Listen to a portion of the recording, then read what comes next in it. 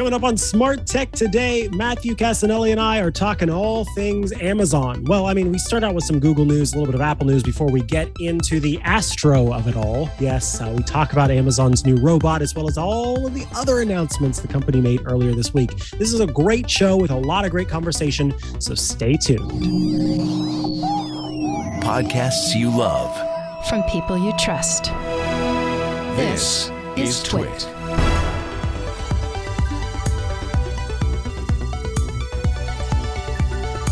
This episode of Smart Tech Today is brought to you by Casper. When it comes to a better night's sleep, Casper's new cooling collection has you covered. Focus on tomorrow and let Casper handle the rest. Explore Casper products, mattresses, sheets, pillows, and more at casper.com/STT. And use code STT for $100 off select mattresses. Hello, and welcome to Smart Tech Today, where we explain the exciting, dynamic, and, let's be honest, sometimes confusing subject that is the Internet of Things. I am one of your hosts, Micah Sargent. And I am your other host, Matthew Casanelli. Hello, Micah. How you doing? Well, hello there, Matthew Casanelli. It is good to talk to you today. We've got a lot of stuff to talk about, and some fun new stuff, and some stuff that's been lingering. But we wanted to start today with some follow-up. So let's kick things off with an update for Wear OS 2 watches, which is 4% of the Wear OS market. Yeah, I just noticed that this story came through and we were lamenting about the lack of this exact thing in a previous episode. So YouTube Music is now supported on Wear OS 2 watches, because basically a while ago, YouTube Music was taken away from Wear OS users, and they're like, oh, we're bringing it to Wear OS 3. And then I didn't even fully realize the length of this is there was no music app besides Spotify for Wear OS watches at all. So people couldn't even use them as a smartwatch to listen to their music, which was kind of probably one of the points that they bought it for. So YouTube has kind of done them a solid and gone back and made the older version available again, which is good. So that is just if people aren't left in the dust, which is always just sort of a theme with the smart home that tends to happen. So seeing that trend, something going against that trend, is always worth noting. I have to admit, I get a little bit of anxiety thinking about leaving my smartphone behind and just carrying my watch with me.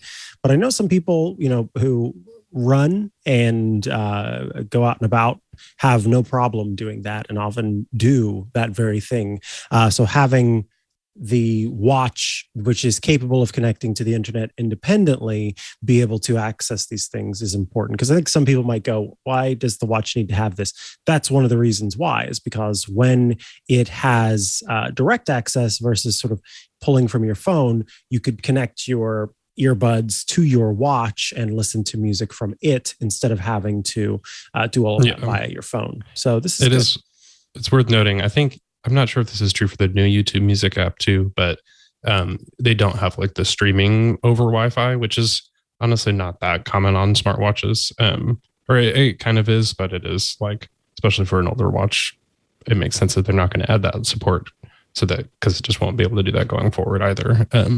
So you do have to transfer over the files, but still, just not being able to do it at all is pretty lame. Agreed. So, good one.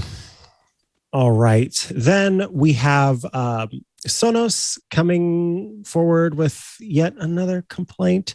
Sonos said, look, we tried to make this really cool system called concurrency.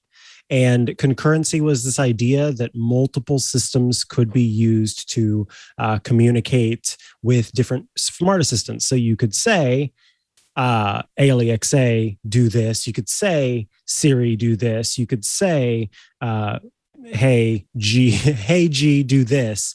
And the device itself would be able to be addressed as any of those three assistants, and potentially more. And that's what concurrency was supposed to be. Basically, the ability to talk to your smart home assistant of choice, or if you have multiple smart home assistants or smart assistants, then you could talk to them. And Sonos is saying, we tried to do this. but Google blocked us from being able to do so. Now, what's fascinating about this is Sonos came after Apple in the past for offering Siri connectivity or Siri on device through this new system that they have, and I think went as far as to testify against them. And this is Sonos saying, we wanted to do the exact thing that we got upset about Apple over ourselves, and we were blocked by Google now for doing it. So you know how I feel about the way that Sonos has treated its customers in the past. And as much as I try not to, it does color my my sort of perception of the company. And that's doubled by its continual behavior of arguably misleading consumers in some of the arguments that it makes. And so I think that it'd be good to hear you as a Sonos customer and as someone who has had good enough experience with Sonos that that has not colored your sort of view on this. Tell me kind of what you feel about this, because this to me, and maybe, you know, this is completely accurate. It feels like whining on Sonos's part for something that arguably another big company was trying to make possible that they were against in that situation. So what is your overall take on Sonos and concurrency? Because I think, I know I start to ask you and then I keep going. One last thing is that I think the idea of the idea of concurrency is a good one. I like that idea. I would like to address the different smart assistants. And so in that way, I am with Sonos that companies should not block that functionality. But early on, they seem to be kind of complaining about Apple wanting to do the same thing. And at that point, because it wasn't them doing it, then they had a problem with it. So yeah, take it away. I'll stop. It is just kind of odd that they're like, please fix this. And Google has a response that they're like, we're working on it. Like matter is underway. The interoperability of smart assistants is a thing that is a priority, but they say we want to ensure people have a positive experience using our products and that we protect their privacy. And just kind of fixing it for Sonos right now, while they're already going to fix it on the industry-wide level, is kind of like, that's where it does seem like Google, or like Sonos, why are you still fretting about this now? But I think part of it is that they've had this ready since 2017, or some version of this since 2017. And just since then, like, I don't even use my Sonos at all for the smart home stuff, because I know that it doesn't work with all of the ones that I want to. And I basically have to pick one out of the three that I have in my home. And so it is a major bummer as a consumer. It's sort of like you kind of just have to wait for it, Sonos. So I'm not sure. But I think, like any company, to a certain degree, they have like a fiduciary duty to their stakeholders to pursue stuff like this, because it is impacting their business negatively. So it's just weird that, especially because Amazon's like, yeah, we're good, don't worry about it. It's like Google just ends up looking like a bad guy, while also Sonos is like, just like kind of complaining and pounding against the door. So it's like, let me in. And it's like, we're in the Matter meeting right now. Like, give us a minute. So yeah, I'm not sure. It is just kind of like big companies, big tech companies fighting. So it's like slightly smaller tech against big tech. So it's like, I don't feel that bad for them also. I think you and I are on the same page in terms of the fact that we're just kind of waiting. It's been promised to be coming. It's something they're working on, and we're going to see this really cool sort of crossover between applications. I don't know about you, but like I really want to see early days of Matter. And give it a try and see, what it's like to be able to use these devices, because it's all in testing. And there's a part of me that wishes that I I don't know, was on some joined it steering board, so that I could join and see how this is all working in its early days. Simply because I think this does have the potential to be a very cool and very powerful technology. And I also think that to some extent, the grousing and complaining is not indicative of what the consumers are after. I think that this is one of those features where it happens and you go, oh, that is quite nice that I can talk to any of my assistants. But I don't think the folks are going into it with like, we're going to burn this place to the ground unless we get this multi voice assistant connectivity. So it does feel a little bit on the product manufacturer side and less on the consumer side. It's like, because most people do tend to pick one assistant, it's like I just put Google Assistant on mine and then I have Echoes otherwise. And it isn't that big of a deal. But I think also once we get it all together, like you said, it's going to be awesome. And it will be like, oh, I can use Siri on the Sonos in the one room that I don't have any other Siri speakers. And also the Google Assistant if I just feel like asking Google something. So it's promising, and Sonos is going to probably be one of the biggest companies to benefit from it because they just have really good audio quality also. So it's kind of going to be like the best of all four worlds for them. So makes sense why they want it to happen. Mm-hmm. Agreed. All right. The next one is an update on the Nest Doorbell, which is a very popular product for Google. It is going to get some new year-round ringtone choices. So along with some holiday tones, there will be some other ringtone options that you can get. This is one of those things where it's cute and fun maybe the first time, but then I think I kind of feel for the folks who are ringing my doorbell, which I do my best to tell them. Yeah, exactly. You know what I mean? Like if it starts playing Rockin' Around the Christmas Tree, you hit it, Rockin' Around the Christmas. Oh my gosh. And then they drop your food or whatever it is that they're holding. I actually what I would love is an option to just turn off the doorbell sound, because I tell my anybody who's delivering to my house, hey, please don't ring the doorbell because it's going to set off my dogs. So just don't ring it. I'll see that you're there. I'll get the notification. Mm-hmm. So don't worry about having to ring the doorbell. And I would say 85% of the time they saw that message or they remembered that message and they don't ring the doorbell. But that other percentage who do, then it's like, darn it. Not mad at them or anything, but it would be nice if there wasn't a doorbell ringing inside of the house. You should send that feedback directly to Google somehow, because a dog aware ringtone would make a lot of sense. I bet there's tons of people that would actually benefit from something like that. So yeah. But they have Halloween themed ones, and then those will go away at the end of October, and then in November you get Christmas ones. And then what's also weird is the Nest Doorbell battery, which is the new one, that the non-wired version is getting 6 new ringtones also. And the old one, the wired one, is not. And so I don't know why. I just saw that as I wonder if Google is prioritizing that battery one, especially just because that's probably what most people want, and kind of going to try to shun the wired version over time, because I don't know. That is just why would you not give ringtones to the different type of, it seems completely unnecessary, but maybe there's some sort of architecture thing. I have no idea.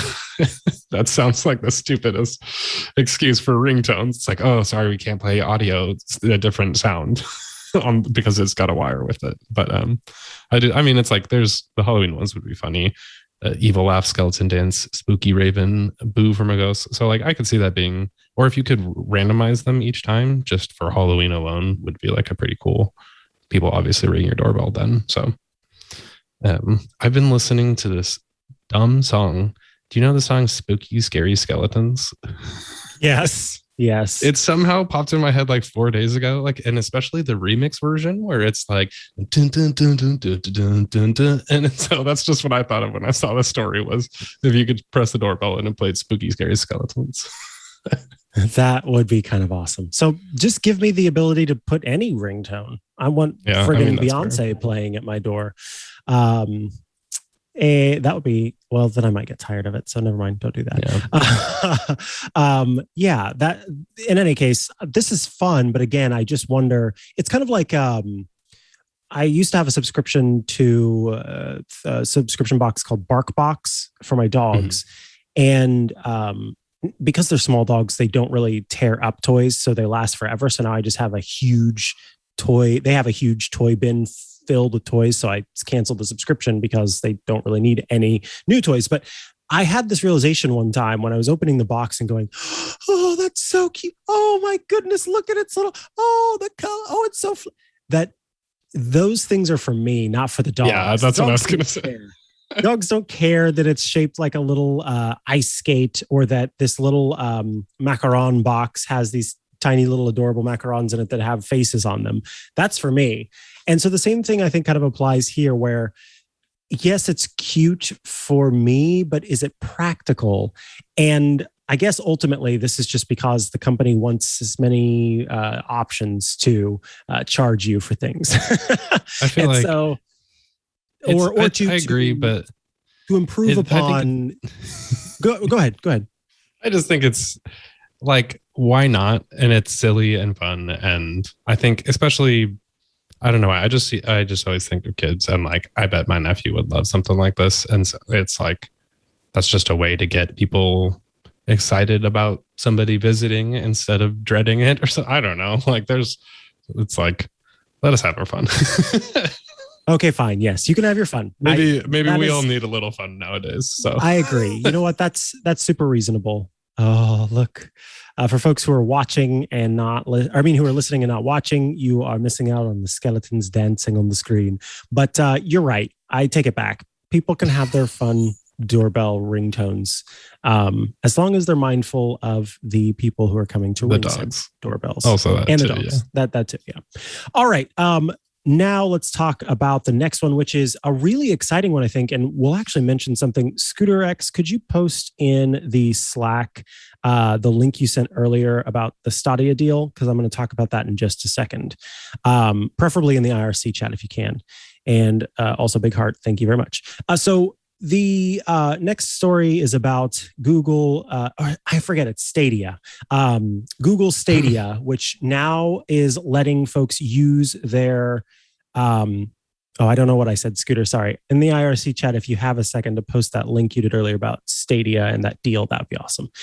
So anyway, Google Stadia has offered, I think, a really great feature, which is that you can use your phone as a controller for Stadia. This is something that should have, I think, or that not necessarily should have come out at first, but I'm just glad that it is out. Even if it wasn't out at first, I'm glad that they sort of prioritize that feature because not everybody can afford to get the more expensive controller or doesn't already have a controller that works with it.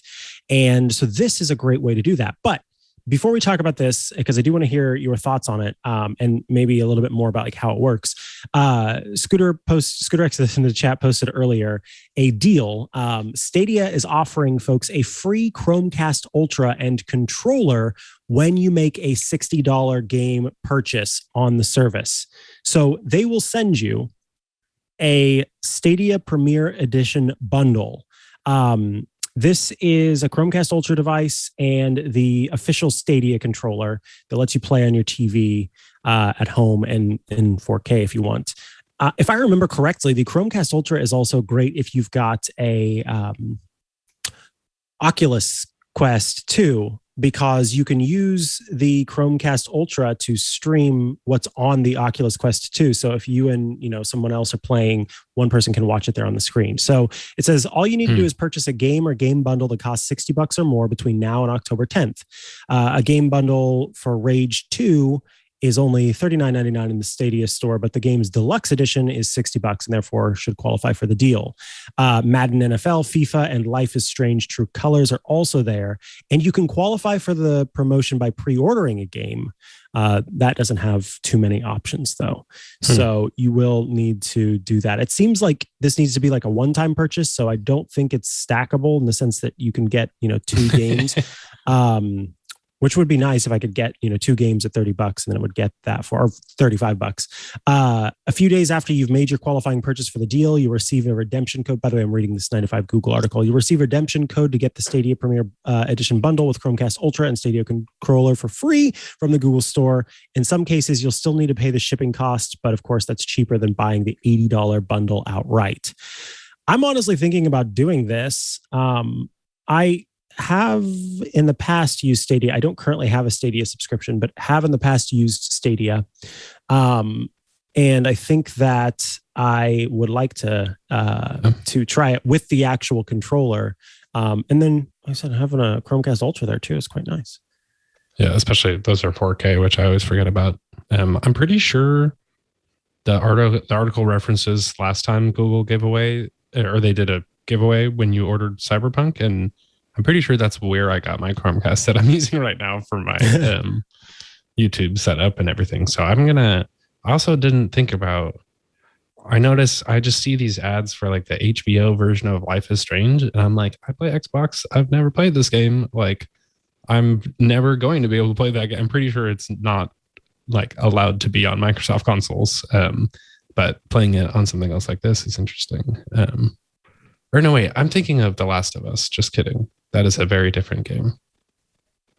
Okay, just kidding. I take that back. That was completely wrong. This but is also, Life is Strange. Yes. Okay, that's why I was like, I was like, wait a second, that's different. They look very similar if you just like look at the titles, because it's like a woman in like a jean jacket and then like somebody else. So, JK there. But I do want to play on the Chromecast Ultra more, just because I like forgot that it works with Chromecast in that way. And also the Oculus thing that you were mentioning, I haven't even thought of that since I set this up. So I might test that out as well. So yeah, maybe we should play some Stadia games. Stadia. Yeah. Stadia. Also, Scooter dropped in the chat too, just from the story before, that there is going to be a new wired Nest Doorbell in 2022 with 24/7 recording. So like, I have no idea what that means. We'll see if it's good enough to get new ringtones powerful enough, but that's just good to know also. So cool. Good story.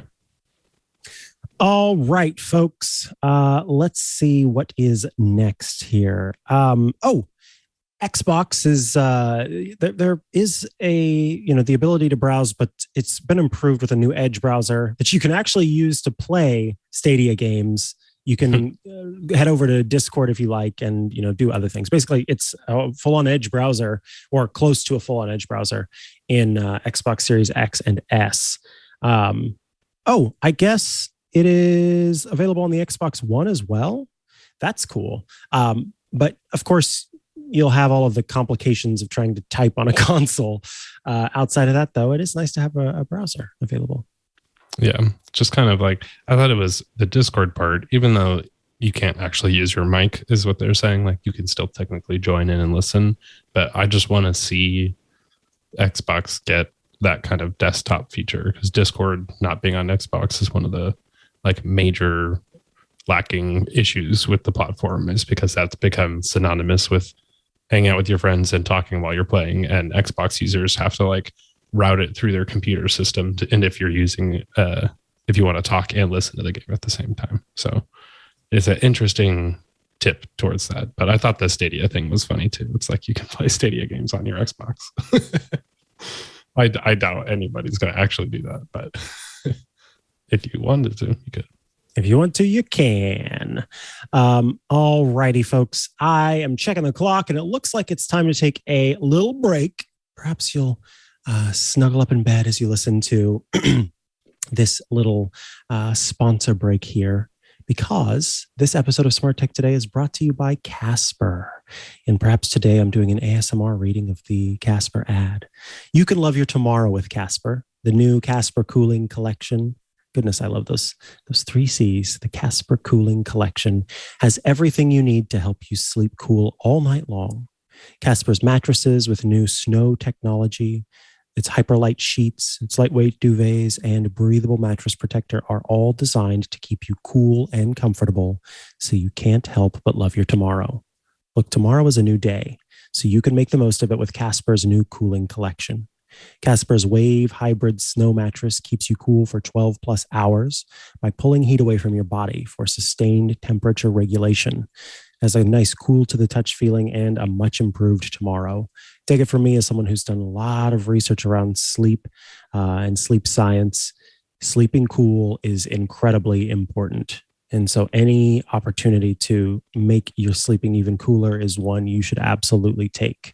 We sleep better when we're cool, and it's actually very good for our metabolism to sleep cool. Better bedding makes for a better tomorrow, which is why Casper's Hyperlight sheets are designed with an innovative grid weave that lets air flow through for maximum breathability. The lightweight duvet provides optimal temperature control without sacrificing plush comfort. And Casper's breathable mattress protector improves the coolness of the bed even further by allowing air to flow between your body and the mattress. All of these are designed to work together to prevent overheating all night, because cooler sleep means better sleep, and better sleep means better tomorrows. I've talked before about how much I love my Casper mattress, but not just that, I love my Casper sheets, my Casper box spring or foundation, some people would call it, my Casper bed frame, pillows. I've even got Casper socks. Love Casper, and the mattress I purchased before they were ever a sponsor for me. And I remember opening it up and just being so happy to finally have a Casper mattress, and it was everything I was hoping it was going to be. As always, Casper offers free shipping and free returns, so don't worry if you decide to return, which I don't really think you will, but if you do, then you can know that that is available. When it comes to a better night's sleep, Casper's new cooling collection has you covered. You can focus on tomorrow and let Casper handle the rest.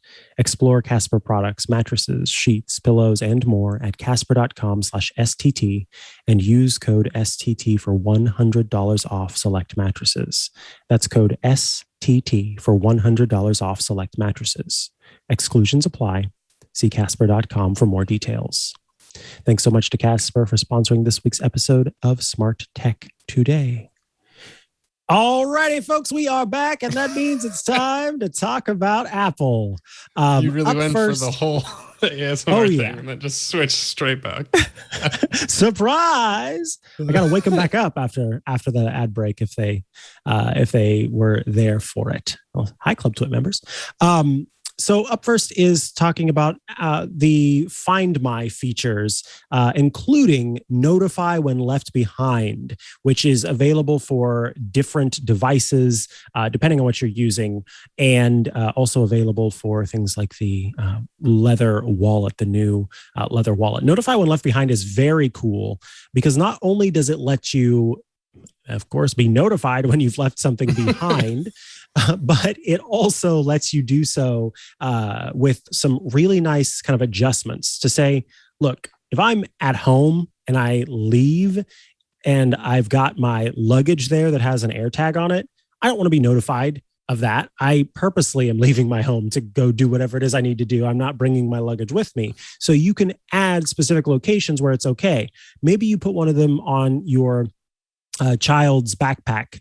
And so every day when you leave, when you drop them off at school and you leave and you go to work or go about your business or whatever, you get a notification saying, hey, you left your daughter behind at school. You meant to do that. So you don't need to get a notification for that. So you can set up your child's school address as one of the options for, hey, don't notify me in this place. So this article from iDownload Blog just walks you through the steps. Matthew, are you making use of these features? I know I am. Yeah, definitely. I've got it on a couple. I thought it was I think this came out with AirTags, but then they retroactively applied it to the other devices. And that was kind of the interesting detail. I thought AirPods were supposed to have this, but mine don't show the option. So maybe I haven't. I know that there's a firmware upgrade, so I don't know. Maybe I'll have to check if I haven't even gotten that installed yet. But I used this when I was on my trip earlier this summer, and it was kind of weird when I was camping. I didn't set up the location, and so it kept being like you left your iPad behind. But this is just like a good peace of mind sort of thing, especially I'd say like iPad mini or something like that. If you like take it to a coffee shop, it could be pretty easy to just leave on the seat next to you. Gotta see my firmware thing though. Yeah, but I think especially with the new wallet, that was the other reason I mentioned it, is the Find My Wallet that the Apple Wallet Leather, I don't know, whatever the title is. But now when it disconnects from the MagSafe on your phone, the new version of the wallet, it will do this same sort of like, this is where you left your wallet, and then you can go back and find it. Hopefully it's still there. It doesn't actually have an AirTag chip in it or anything like that, but good little, like I saw somebody else on Twitter saying, I want shortcuts access to whether something is connected to MagSafe. And I was like, ooh, yeah, it's like, is my wallet attached or is this MagSafe charging? But I was also curious because the clear case doesn't work with that Find My capability on the wallet. And I thought like, maybe there's some sort of specific way it's reading it through the other cases. I'm not sure. That's kind of a weird detail. So yeah, this is good to know and set up if you haven't set it up on your devices yet. Yes. I think this is a great feature. So definitely go check out that article to kind of learn how to go about setting that up and making sure that you're notified should you leave something behind. This next one is very exciting. I have wondered if anyone was going to get around to doing this at some point, and it's good to see that it is out there. There is a product called the Intellidash Pro, and it is an external option for adding CarPlay to your vehicle. So think of it like, in fact, the article talks about it like this. Think of it as if it were a GPS system. We got to look into the past and remember how you used to go to Best Buy and you would buy I can't even think of what they were called now. Is Garmin one? I think Garmin was one, but different GPS devices. And there were these little kind of rectangles that you would charge in your house before you hopped in the car. And then it came with something to stick it to the dashboard or the windshield. And that little display, which had a resistive touch screen, would give you the GPS coordinates to get to wherever you needed to go. This is like that, except it's just a CarPlay display. So you power it, and then you run an auxiliary cord to your inbuilt system, and then you suddenly have CarPlay on the screen. I think this is really cool. So the problem with built-in CarPlay units, actually buying a CarPlay unit for your vehicle, if you have an older vehicle, is that they are very expensive. They are very expensive. And like so with that, like $700, $800. Oh, wow. I think the cheapest ones are going to be like $500. Or I should say the least expensive ones are going to be like $500. So you could potentially end up saving money. This is $400 for the wireless version and $350 for the wired version. And it basically lets you have CarPlay on the outside of your, without needing to put in a system. So I think this is a really cool idea, and I'm definitely going to be eyeballing this for sure. The wireless system it's CarPlay wireless. So that is a newer technology that Apple offers for CarPlay in the vehicle. And then your other option, which is wired, will let you plug it in and use it that way. It comes with a microphone built in. And again, you plug it into the vehicle's aux port. So then it will, play that sound over your stereo. Very cool idea. And I like, again, that there is this option to have a CarPlay head unit without spending $1 trillion. Yeah, it's still $350 for the wired version and then $400 for the wireless, but you can use it in any future car, assuming too. I guess if it doesn't have CarPlay, I don't guess a different car, maybe not a newer one. But it, like you said, it's significantly cheaper than actually installing it inline. And I'm curious how easy it is to just pop off and stick in your glove box, especially because that looks very stealable.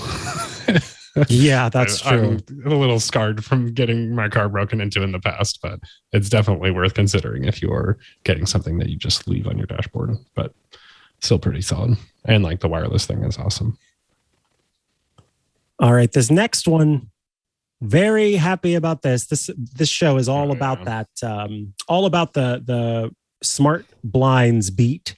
And Aqara has some roller shades, roller shade kind of, what is it, engine or motor rather, not engine, motor, that lets you raise or lower your shades or move left or right your shades.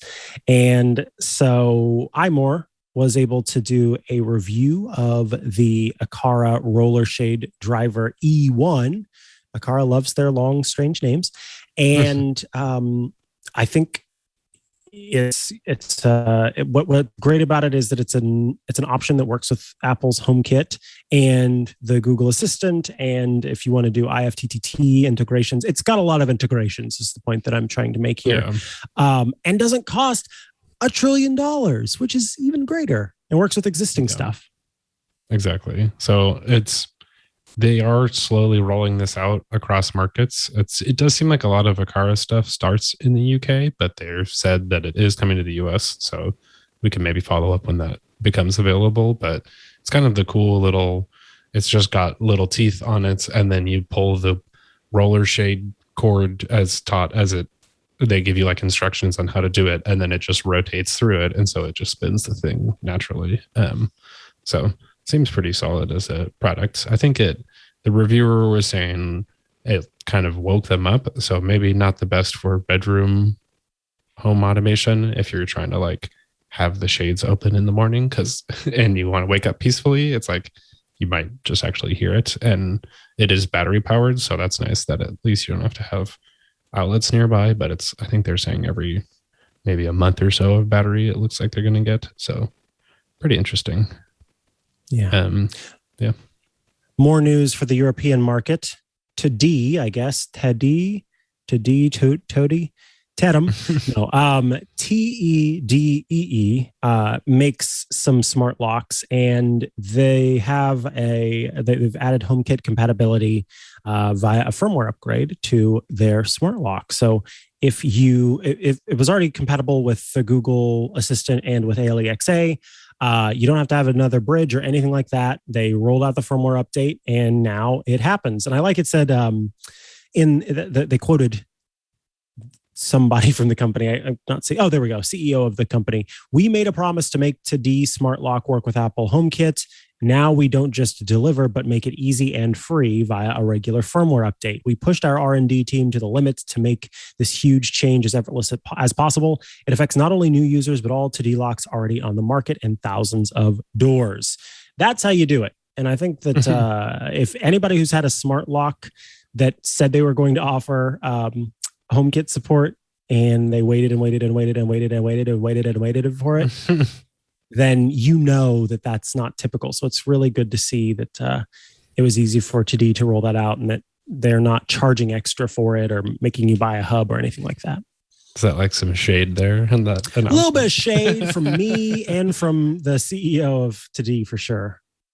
Yeah, nice. Another cool HomeKit product that I saw was the Yale Smart Cabinet Lock to lock up your booze and meds. So I was just trying to figure out exactly how this kind of setup works, because I thought at first it was one of those just like, have you ever seen like the cookie jar lock things that you can get for like, people say it's for smart homes or smartphone use if you don't want to use it. So I was like, oh, sweet, I totally want one of those. But this is just a little cabinet lock that you put on the inside of the shelf. And then there's a lock mechanism that goes on the door. And so as you close the door, it just locks into that. So I thought it was just a clever product in itself. And it's kind of a good way to have all those types of timer things are all pretty dumb. And just having maybe it's like the parent is the one who controls the liquor cabinet. And then I guess I wonder if you can limit the HomeKit control somehow, or if it is just like, hey Siri, open the liquor cabinet. One hopes. Oh no, I uttered it. Sorry. Of course. Oh God, you did it. Sorry. One hopes that should the battery die, you are still able to get into the cabinet. I'm sure that they send you plenty of notifications saying, hey, get this turned on. But that would be my one concern. It doesn't look like it's so robust. It's more of a, this cabinet is locked, I can't get into it situation than a, there's no way to open this cabinet because there's a lock on it situation. It says there's a glow in the dark emergency escape button. And also like, so that's like, you don't accidentally get it locked in. But another one is just like an auto lock feature, so that once you unlock it, open the door and just close it, it'll relock itself. So actually pretty solid. And just I think this is a great idea. I might, this might be something worth checking out, just because it's one of those areas that is not front of mind. But then you think about it and it's like, oh, this is actually a really good idea. They're showing you can use 3M or you can use screws to connect it. And so the one part goes on the inside of the cabinet, the other part goes on the outside of the cabinet. And oh, nice. It comes with a little template to install it properly. Yeah, I might have to get one of these just to give it a go. Oh, interesting. Interesting that there we go. I was going to say they put the template down at the bottom and then they started to try and install it in a different place. So the mechanism is a little large. So if you have very little cabinet space and you're concerned about that, then, this might not be for you, but outside of that, it's actually quite a clever little device.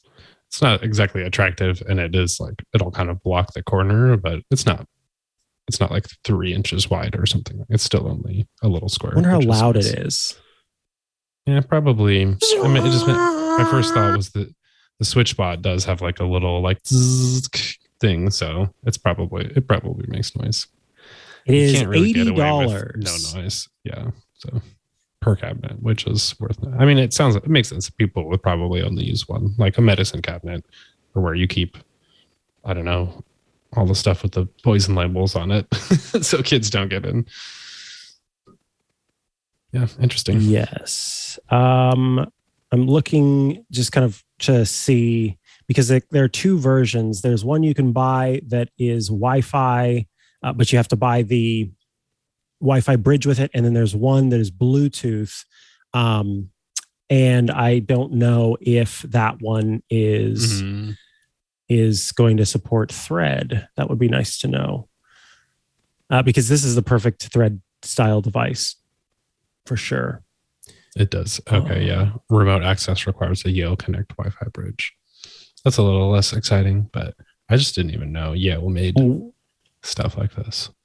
$130 for the version that comes with the bridge, and then $80 for the one that is just Bluetooth. Unclear if the Bluetooth one can become the Wi-Fi one if you buy the bridge separately, or if you already have the bridge. I can't tell from just looking at these, but I would imagine that they are both the same model. They're just giving you a deal where you kind of can bundle the 2. But again, I'm not sure. It could be that one is Wi-Fi. I'll have to look into that some more because I am kind of curious about it. But you see Kevin's message in the Slack. If you manage to bypass or hack it, you could say, I got into Yale. Oh my God. I have to say it. That's fantastic and terrible. All right. We've got more news to talk about in just a moment. So let us get to that. All right. It is time to talk about Amazon. We've got a lot of Amazon news to get through today. And the first thing is an interesting choice. I gotta say, really, really good job to Billie Eilish, who Yeah. somehow has every company wrapped around her finger. Billie Eilish, like Apple promotions, Amazon promotions, probably other promotions out there. Billie Eilish says, "Hey, let's collab," and everyone's like, "Yes," immediately. There is. Who is this for? There is an Amazon Echo Studio speaker that has Billie Eilish printed on it. Yep. The like album cover from her, I don't even remember what the album name is, Happier Than Ever. It's like a tan background with just her like face doing the little, I'm almost wearing a shirt, this is a similar color, but she's like just doing her little pose. I don't know. And then the cutout for the Echo also goes right through the middle of her body. I fully agree. Like, get that bag, Billie Eilish, but also how many people are going to sell? Who's going to buy that? I don't know. Who is buying these? It's like Amazon's doing a limited edition Echo Studio series. It sounds like over time, and it's got to be only for the biggest super fans. But it is just, it's pretty much like, because the Echo Studio is already like, if they did this with a standard Echo, I think it would have been better. Yeah, because you're right, actually. This one is already so expensive.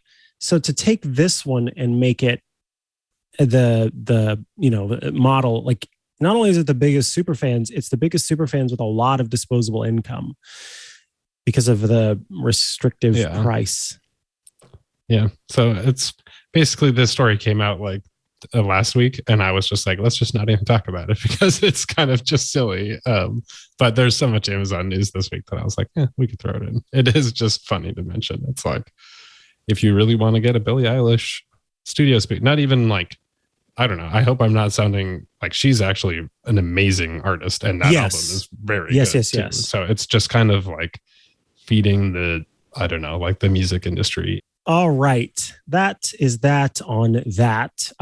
This next one is a kind of interesting story. So you may have heard of OnStar as that. I remember as a kid, anytime I would get into like a family friend's vehicle or a friend's vehicle and their parents' vehicle, and I'd look up and see the OnStar button, I thought, ooh, these people make some money. That used to be, it wasn't like caviar in their fridge. Is that where you store caviar? Or, expensive, fancy wine bottles. It was always the OnStar button in cars. So this is just kind of an interesting thing that, we're used to OnStar being tied to vehicles, but General Motors is working with ALEXA to bring OnStar emergency assistance to the home. Amazon has been focused a lot on trying to provide people the ability to help their family members in different ways. There's already a special kind of version of the ALEXA-enabled devices that gives you the ability to easily converse with your family members over a certain age and be able to help them and, remind them about medicines and whatnot. So I'm not surprised to see this as one of the options. To have GM's OnStar system kind of play a role in the smart home is, again, I'm not surprised that they are working on this.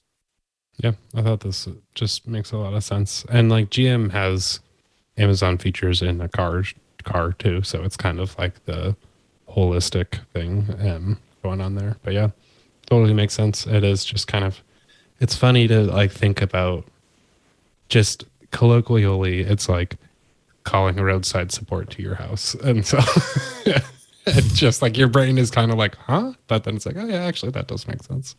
So good to know. Good news skill. Yes. All right. Tell me about this next one, which this kicks off the discussions, the conversation surrounding Amazon's event earlier this week, where they announced a bunch of new products. We're going to try to get through all of them as well as much as we can. But a bunch of new products and a bunch of new updates to its services. And one of the first ones is about letting your devices, through the use of ALEXA, recognize and respond to sounds in your home and to better ability to detect occupancy in your home. Yeah, I thought this was super fascinating. And it's kind of odd that they put these both out in the same way, because especially the first one, I did see some backlash against. And it's, I think, because of just the way that they did it, but the occupancy thing, especially, we've been talking about that, and that's super interesting. But in general, you can like train it to listen to specific sounds and then respond accordingly.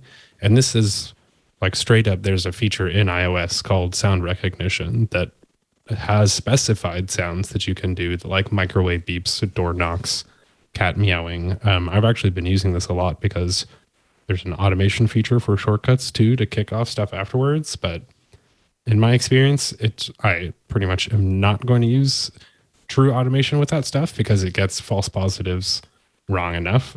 Or I guess, would you get a false positive correct? And anyways, that's just grammar. But I think what people are a little weird about is the fact that you can train it to listen to any sound. And so there's definitely just immediately people are like, if you train it to listen to certain sounds and then you're away from those house and those sounds are occurring, that could be an issue in your personal life. And so like there's some weird privacy things that is just like it can train to listen to sounds that you maybe shouldn't. Like if it had that preset sounds like Apple's does, I don't think it would be an issue. But it's definitely a little weird that it's like, oh, now not only is Amazon listening to you, but the other people in your house can listen to you too, or something. It's like just optically a bad way to roll it out. And I think having that much control is actually an issue in that situation. But the other thing it can do is basically do inaudible ultrasound waves to detect if you're home or not. And then I guess they say to turn off compatible devices, but I'm curious if you could do other stuff like just being generally aware that you're home or not and having different things trigger based off of that. So this is kind of like through the guard feature that they have glass crying and babies crying, or glass breaking and babies crying and stuff like that. So it's not the first time they've done that, but it's kind of funny that they're like, oh, you could even train it to listen to your fridge and microwave beeps. And I was like, that already, you could just enable that. That's a thing that is in sound recognition on iOS. So I think this is both cool and makes sense for smart homes. But I think, again, as usual, the way that Amazon rolls it out could leave a little to be desired in terms of protecting people's privacy and just making it easy, not just possible, and easy and safe too. So kind of odd there. What do you think? Have any thoughts on that feature in particular, or like you could do your dog's barking and that kind of stuff? Yeah, exactly. I think you've pretty much covered it. I agree that there is some concern about being able to teach it any kind of sounds and what that could mean. But I also think about the potential implications for how it could be helpful. Again, in terms of helping your family members who are not with you, who you can't help directly. Those kinds of things I think are of interest to me. But yeah, this is one of those where there are some certain privacy concerns that I think are very valid when it comes to this kind of technology. And everyone should be made aware of what it is listening for, but we know that that's not how it's going to be used. So that part kind of bugs me, that people will be turning this on and training it or whatever, and that they won't let others know that they're doing it and how they're doing it. Yeah. All right. What's next on the list that was announced? The ALEXA Together. So this is a new service that kind of turns your Echo into a support device. And it's based off of the Care Hub feature that they announced last year, which I still haven't even really seen a whole lot of coverage, but you can have somebody be designated as a caregiver. And then if the person who's the care receiver calls for help, they can call directly to that caregiver, not just like immediately call emergency services obviously you can bypass that too, but then now they're basically adding a layer on top of that to have what's called ALAXA together. And then this is $20 a month to have either 24 access to urgent response, which is a professional emergency helpline, and then also take that kind of care hub thing and manage it across people too, so that you have multiple family members and you need to hand off care between people as you go around and stuff like that. You can do that. So it actually seems like a pretty awesome service. Yeah. What's interesting to me is how Amazon and Apple do this differently. A lot of these features have come to Apple by way of the Apple Watch, and you hear a lot of stories about adults buying their parents' Apple Watches and using them as part of kind of a comprehensive system for keeping track of their parents' health. And then the ability to share health records with certain people so that your parents can share their health records with you, and also trends. So you can see that their movement has changed up or down, or their blood oxygen level has dropped over time, or what have you. Amazon is trying to do similar things, but with its Echo devices instead. And so they use the Echo device, and then you get a notification. So then, oh yeah, mom or dad or uncle or whomever was up and active today. And you can kind of check in on that. So I think that I like that. It's clear to me that some folks must be making use of this and that it's working for them, because now they're offering kind of more powerful features where you can manage multiple devices all at once, and that they continue to roll in new features to work for this, because aging is one of the kind of big ticket items that we are continually, being faced with elder health. And as folks get older and live longer, and we, develop new ways of prolonging life and everything that's involved with that, then we also have folks who need help, need assistance, and need the ability to get in touch with their loved ones, or for you to get in touch with them. And so I'm not surprised to see big tech trying to tackle this in a big way across these different systems. Well, especially just doing it remotely too. Like, I know that my grandmother is definitely in sort of this sort of situation, and they're just talking about like having the integrations with other devices to see if they fall in without her having to like wear and charge an Apple Watch and keep up with that. Because at a certain point, like, that's good to a degree, but at a certain point, that's just another burden. And so something that's plugged in and always on in the space next to them makes a lot of sense. Or like, I like the feature of like, you can set reminders that will show up on their Echo, and then they don't have to manage their own thing in that space. So it does actually seem like I'm impressed that they're doing this so well. So good job with that. Agreed. All right, this next one, you may know about the Halo fitness band. That's that band that had a little microphone built in so it could listen to you talk and use that to inform, to police your tone, essentially, to tell you when you were seemingly grumpy or seemingly happy or anywhere in between. Now, Micah. Now it sounds like you're being kind of rude to us. Why don't you just relax? Exactly. Don't tell me to relax.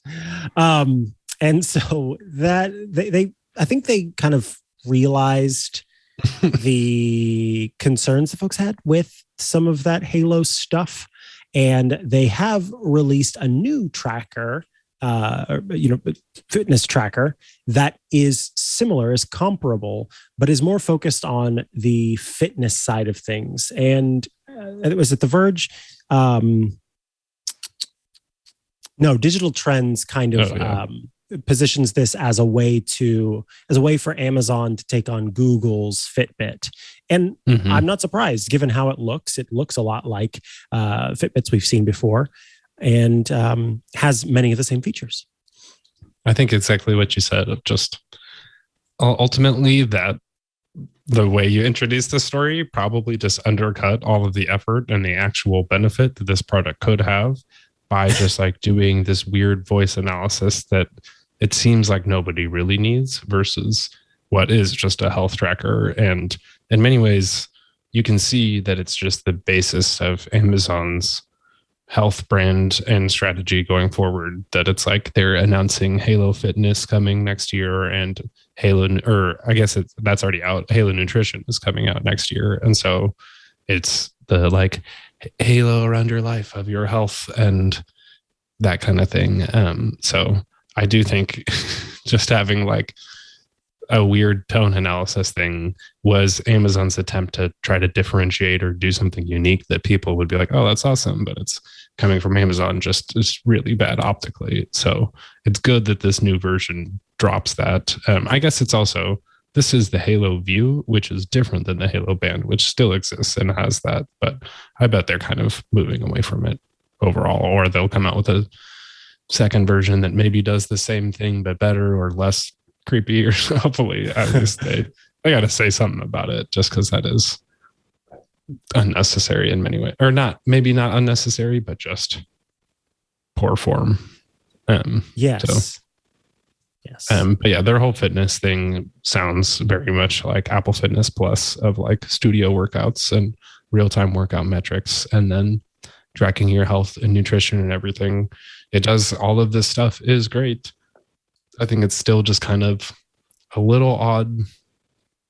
I don't necessarily see, I don't know. I mean, Amazon and Ring stuff, maybe I'm doing too much analysis in the middle of this, but like Amazon and Ring stuff is feeling less creepy as we go. And these kind of things, as long as they don't keep putting their foot in their mouth as they do this stuff, I don't see anything wrong with these products, especially if they have those unique benefits compared to the other brands. So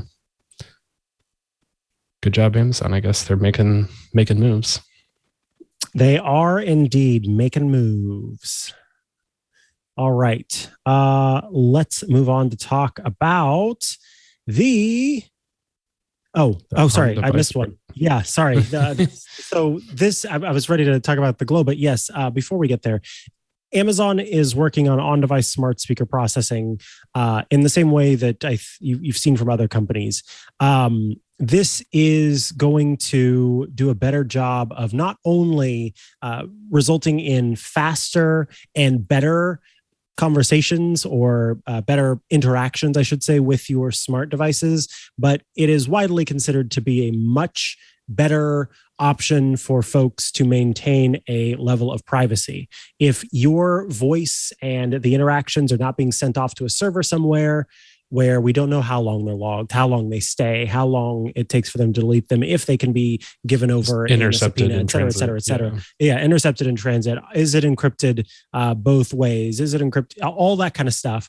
If it's happening locally on your device, that is a much safer, more secure method of doing this kind of thing. Apple prides itself, and I say that in the sense of loves to talk about the fact that it does a lot of on-device processing, does as much as possible. Google has improved its technologies to do more on-device processing. And then us here at Smart Tech Today talk a lot, I think particularly me, I kind of drone on a little bit about it, how much better I feel it is if the processing is happening locally. That's why I like the HomeKit framework, because these things are happening on your local area network as opposed to the wide area network. And so you are getting more instant, more robust connections that you can count on the lights to turn on and turn off as they need to, you need them to, rather. So all of this is great, because now suddenly when the internet is out and I, need to set a timer on my ALEXA device, then those kinds of things can happen even without that internet connection present. And then it also just means that those things would happen faster even when I do have an internet connection.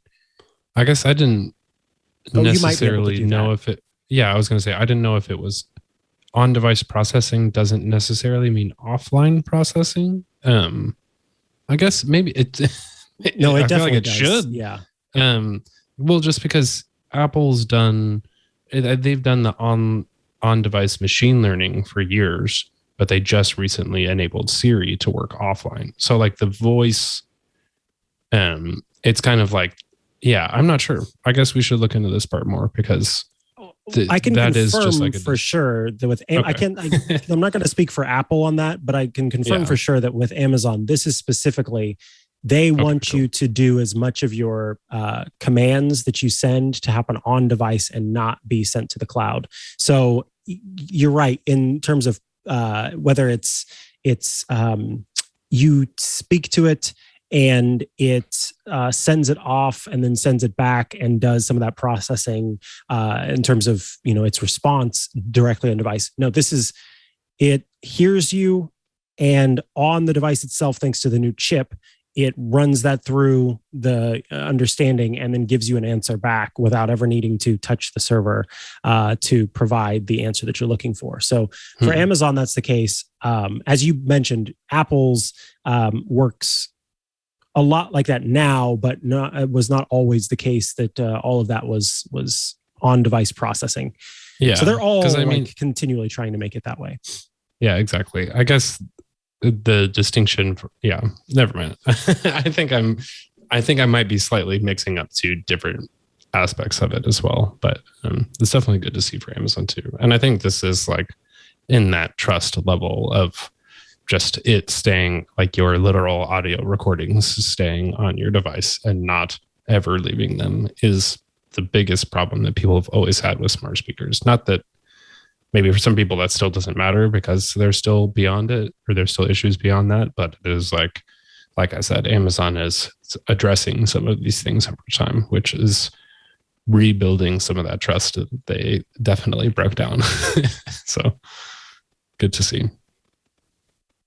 I agree. All right. Up next, now we can talk about the Amazon Glow. Amazon Glow is this little projection device that lets a kid interact with a projection while also having conversations with loved ones on the screen that is included with the device. The idea here, we were speaking to Heather Kelly of the Washington Post earlier today about Amazon's different devices. The idea here with this is that Amazon wanted to make a device that wasn't quote unquote screen time, in the sense that it's not a kid taking a tablet around with them to every place or a little phone with them to every place. They come to this area, they sit down and they do whatever it is that they're doing, and they have interactions with someone on the experience. And of course, then it's also limited experiences so that it's not just complete free time to do whatever. It's more focused and, sort of tied in. But so there are a couple things here. Obviously, I think that it's a little bit disingenuous to just be like, oh, this is so much better because it's not screen time, because it doesn't have an interactive screen per se, although it does have a screen for being able to do video calls. So in that way, I think I'm kind of I roll my eyes a little bit because it's like, but it is still screen time. However, I do like Yeah, I was just going to say, you don't have to give them a tablet, or you don't have to have one also that ultimately, like you said, would just be many other things. And so I think it's less about maybe screen time and more about they're not able to video chat with someone on their own without you sitting there holding your phone up. Exactly. And that's the part that I really like about it. Yeah. So I love the idea of a kid being able to go to their little, they've got those little tables that the legs are much shorter, and they can sit at their little table and call grandma or grandpa or, a friend that's got one too, or however that's all set up, and be able to have a conversation with them, I think is really sweet. But as Heather Kelly pointed out, I'm not a parent, but she is a parent. And as she pointed out, there are devices that can do all of these things and more. For less money. For less money. And oftentimes people already have those things. So it does feel kind of a very specific device. But I think it's a cool idea. That's how I feel about it. Did you mention the detail of it's a little, just for sake of audio listeners, is it's a little mount with a screen on it so that you can video chat, but it's got a projection from above down onto a white mat where you can play interactive games. So it feels like the I feel like you see this go around on the internet every 5 years of like a phone that projects the keyboard down and you can type on any surface by just like touching where the E key would be in the lit up space. But this is like a whole way for them to play actual games and like do Connect 4 with you while you play on the other side, you're playing on your tablet and everything. So like I could actually see, I agree that there's probably more specific or less specific products that do more, and then it doesn't cost $250 to get into this. But also like I want to play games with my nephew, and I don't think they're going to give him an iPad anytime soon. And so like this could be a way that I could like have game time with him regularly or something. So I don't know. I'm not as down on it, but I think again, it coming from, I don't know, like Amazon's being pretty aggressive with some of their kids type stuff, which is like kids deserve technology as well, especially if it's private and respectful of what they need at those times of their lives. And so, but it is just like interesting to see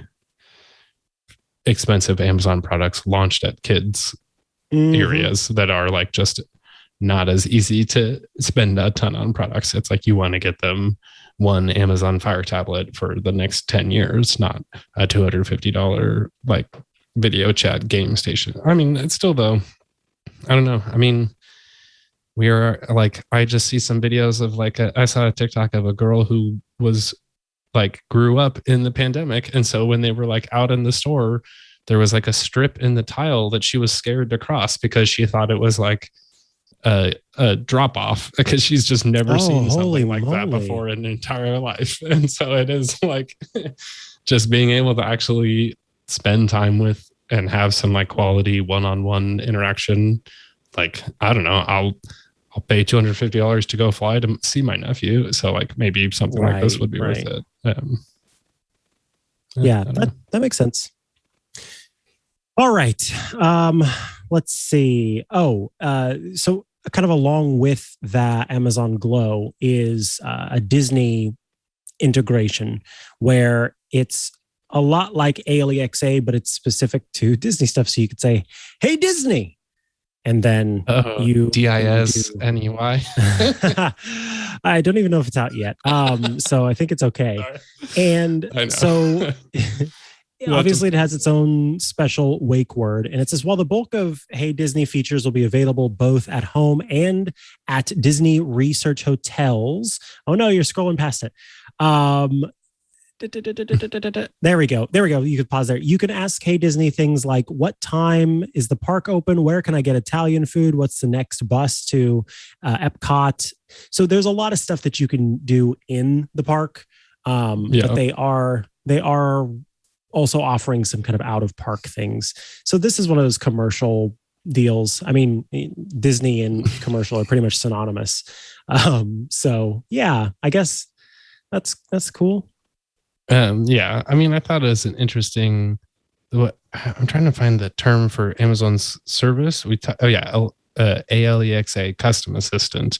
They announced this last year. I thought it was like with like Ford or John Deere or something like that. You can have your yes. Yeah, you're mowing assistant, but it is like a fully branded version of Alexa, and so it is saying "Hey Disney" will be the trigger phrase. And I mean, it actually, like, I heard you don't sound super excited about it. I don't know why, because maybe you're not a super Disney fan, but also like actually having character voices and stuff like that sounds pretty cool. Like just saying, like talking to, I was going to say like Buzz Lightyear or something like that. Like they just have so much that depth of this experience could actually go pretty far. And if you are into Disney, like this, if I just got trying to get into that mindset, this does sound awesome. Like you would probably be like, I am so into that because you want it. Yeah, if you're into Disney, you totally 100%. I mostly said those things in jest because people who love Disney. I happen to not be one of those people. So this feels really commercial and gross to me, and sort of exploitative. And so that's why I have trouble with it. But For folks who really love Disney and love spending all the money that they spend on Disney, this is a great option for them.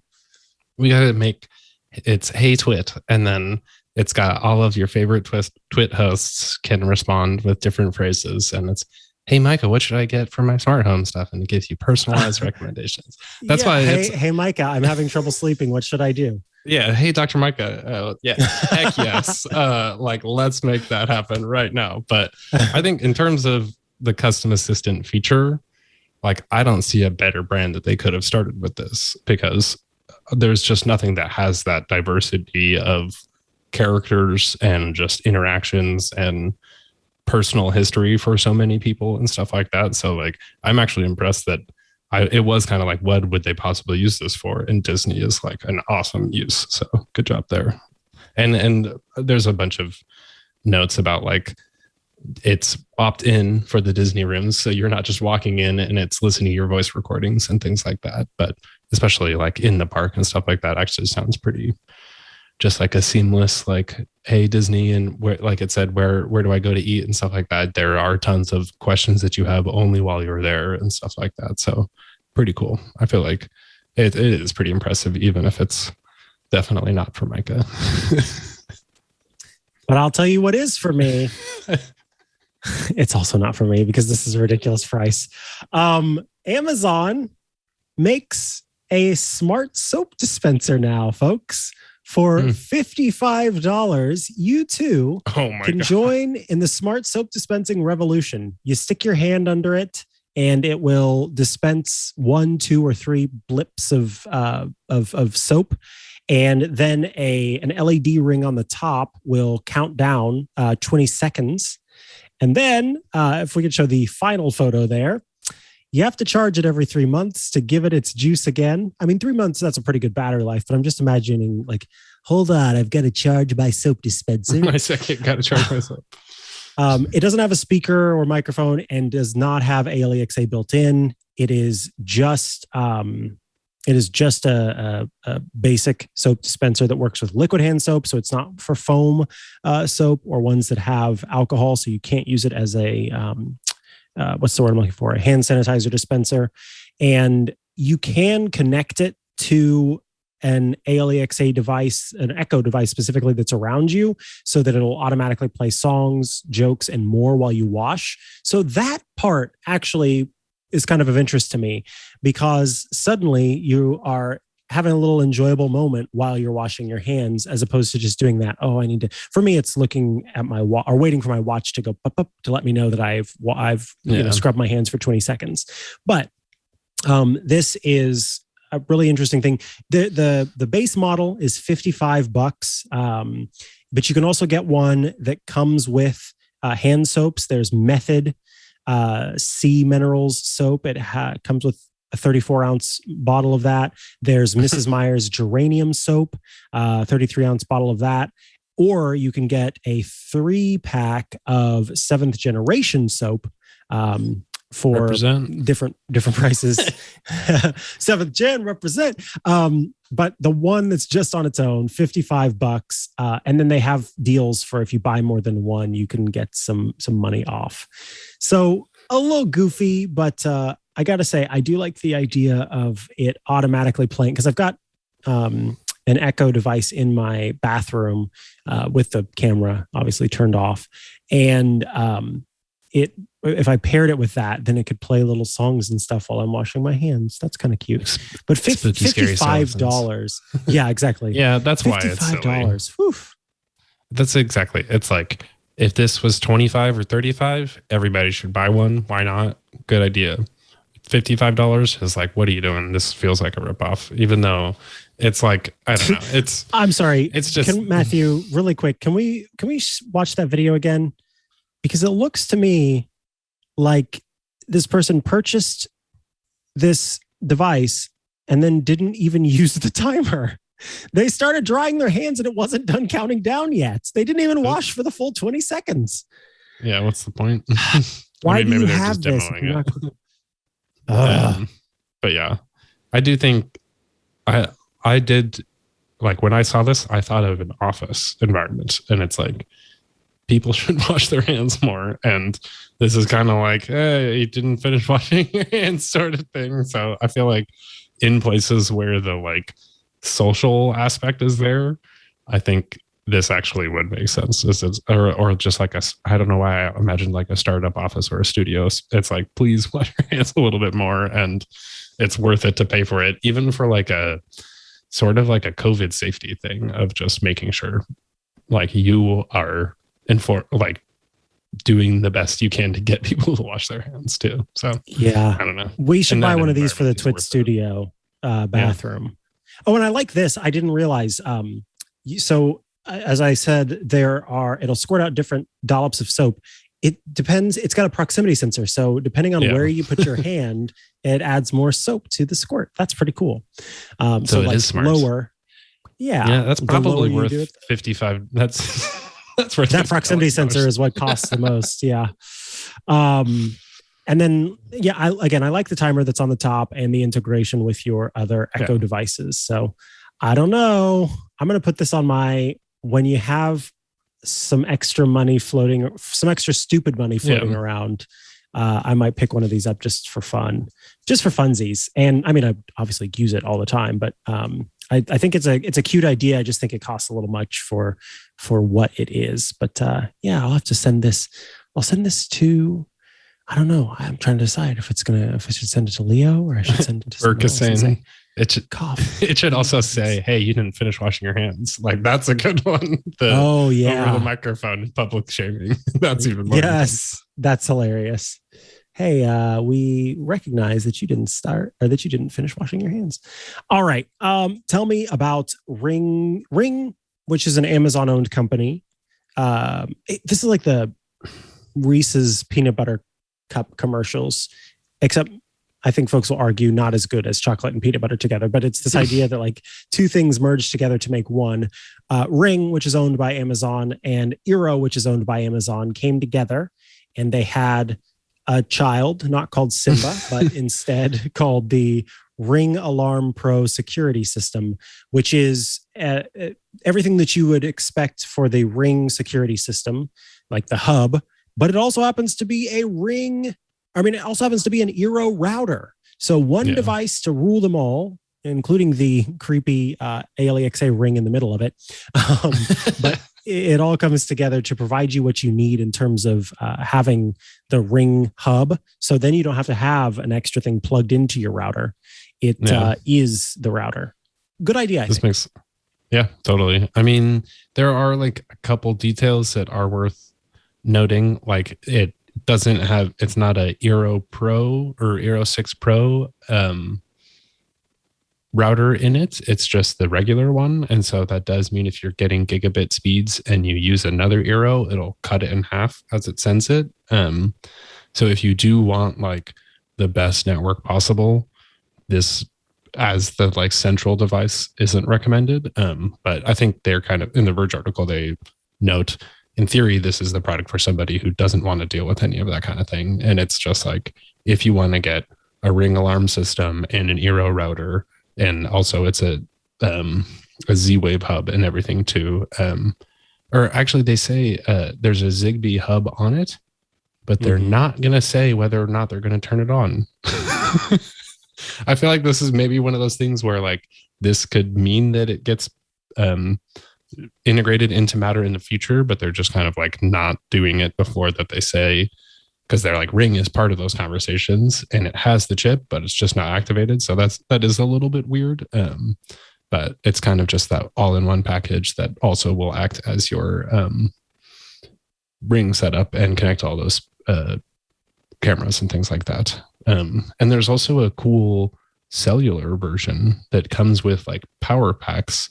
And this was designed to basically give, I think like it's like a work site, have a full internet setup that also backs up entirely over like the cellular connection is strong enough to be a Wi-Fi network for you in a proper method. And it's got like literal battery packs that it can stack on top of and be in the corner of your like construction site or something like that, giving you access to everything. So it's actually a pretty interesting system and kind of just like the all-in-one redundancy problem and fast internet speed. It's connected directly into the hub is the router. So like there's not going to be any drop off from your internet speeds. So it's a pretty interesting product, and it's only $250 a month. So like it does seem like if you're going to get an Eero, you might as well almost get one of these, unless you know that you need an Eero Pro, because it could get you into the Ring system. I'd say that's Amazon's angle. I don't know if I necessarily recommend it, even just because of Ring's history and everything like that. But I think this is kind of what I was alluding to earlier in the show when I was just kind of saying like some of this stuff is more appealing now, it being integrated and just simpler, and you don't have to have hubs all over the place. So, yeah, I think the one problem I have with all of this is something that the Verge article actually talks about, which is the bloated system, the bloated app that is the Ring app. It is crowded. It's doing the most, and it's not incredibly good at doing the most. So I definitely agree with them on that point. Adding all these features in makes it kind of complicated. And I think that this is one of those transitional phases where Amazon's still trying to get that ironed out. I mean, we just talked earlier on Tech News Weekly about how Amazon is in a way kind of sort of drowning out its own products, because on one, Amazon owns Ring and makes Ring cameras and Ring doorbells and Ring this and Ring that. But they also own a company called Blink. And Blink just came out with a bunch of new stuff. There's now a Blink video doorbell. There are new Blink cameras. And so both of these companies are selling products at the same time. And it's like, where does this all fit in the line? How much of this is crossover on the back end? What are the features that I can get with this and not that? And then I also want to know, like, if I were to get this version of the system, can I still use it with my Eero Pro 6? Can I still use the Eero app to control this specific one? Is that one that I have to control separately? Those all are questions that I have. I realize that they're probably not questions that are as important for individuals. Excuse me, not individuals, but for your average consumer. But those things are complicated, and it's just hard to know what exactly is being done here and how it's being done. Yeah, that makes sense. I do think like Amazon's just at the conglomerate scale where like they have to have these sub brands, because at a certain point, people just know Ring, and it does have a history, and that other brand, they can easily just create another version and have it have sort of different priorities and serve a different market that way. But yeah, it is confusing. And as Burke points out, I mean, yes, if you own all of the companies, then every sale is a sale. A lot of companies, Apple in the past did not want to do an iPad mini, partially because they were worried that it would slow iPhone sales. And for Apple, lower iPhone sales leads to investors pulling some of the money that they have in the company out. And so there are considerations in that way. But Burke, I agree with you, particularly with Amazon, because with Amazon, they can make like almost no money in a given year, and investors are still like, okay, that's fine. Amazon is notorious for walking in and being like, yeah, we did what we've done every year, which is we lost money here and we sort of made money here, and most of our money comes from AWS, and we're just kind of good to go. Okay, bye. And there's not a whole lot of pull on them in that way. So yeah, I think that in this case, the company could do this and get away with it. All right. Up next, we're going to talk about the big one, the big announcement, I think, that everybody's been talking about from the Amazon Echo event. All right. We will talk about the big announcement from the Amazon Echo event, and then Matthew and I will share our picks of the week, and then we will say goodbye to everybody. The big announcement was the second biggest actual product. I think that the huge Amazon Echo Show, which I am 1,000% getting, it's an Echo Show that it's shaped like a picture frame, and it hangs on your wall, and it works kind of like a family planning board. It's got sticky notes and all sorts of things, but it's just an ambient display where you can see the weather and all that kind of stuff. I'm very excited about this product. I think it's a really cool idea, and I'm looking forward to trying that out. 15 inches. It's a digital picture frame that has your calendar and all sorts of things. Very much looking forward to giving that a go and seeing how well that works. But the one we are talking about today is Amazon's new surveillance robot. I mean, a tiny, adorable assistant with big circular eyes. Amazon's Astro. This is its home robot that the company has been rumored to be working on for quite some time. It is an Echo Show on wheels. And it's got a periscope camera, so to speak. It can move its face up and down. It can look into different rooms. Apparently you can tell it, hey, don't look in this room, do look in that room. It wheels around and keeps an eye on your home. And then it also uses, there you go. So if we could zoom in a little bit for people who are listening, there's a 43 or 42 that says? I can't quite see it. 42. A 42 inch, answer to live, the universe and everything, periscope camera that can come out of the top of the device so that you can kind of have like a chat conversation with somebody who is talking to you over with Astro. It's also used to help it see around so that it doesn't run into stuff. Although the problem is developers have said that it will throw itself downstairs and run into lots of different things. So it's not quite ready yet. Those are like, it's a separate story from, like people who reportedly worked on the team that they were like, the title is the Amazon Astro is, quote, terrible and will throw itself downstairs. It's like, it doesn't have a way to detect if there's stairs. And just as I don't know. I think it's just a funny little device. Like, props to Amazon, I guess, for making the move in what clearly kind of like the first version of something that is going to need revisions, or I don't know. It just is still, again, with the whole optics thing of having this little like Wall-E type thing that goes around your house and then like peeks up over the counters to see if the burners are still on. Like, it does make sense technically, like that it needs to be able to see and doesn't be on the floor. But even as what you were saying of if you're video chatting with, it looks like what are those 360 cameras? It looks like that sticking out like with the selfie stick out of the top of this thing. But then the screen's down there, so you can't actually see them and stuff like that. So I don't know if you'd actually do a video chat there, but it's just fascinating. Like, there's a whole rear payload area that is customizable, so companies can actually make little accessories that like give it a little Wall-E backpack. Obviously, they got to partner with Disney to give it the Wall-E face or something like that. Kill me. Slowly, it's been nice. Let me do my dance, like that one guy. Sony too. They made Astro first, technically. Oh, that's true. Yeah, that's fair.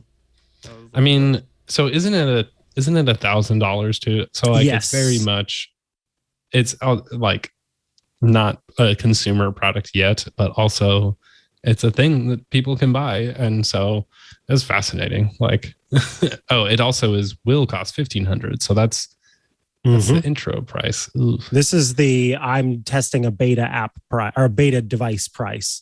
That's Amazon's thing, is having its customers spend money on these devices and test them in the real world.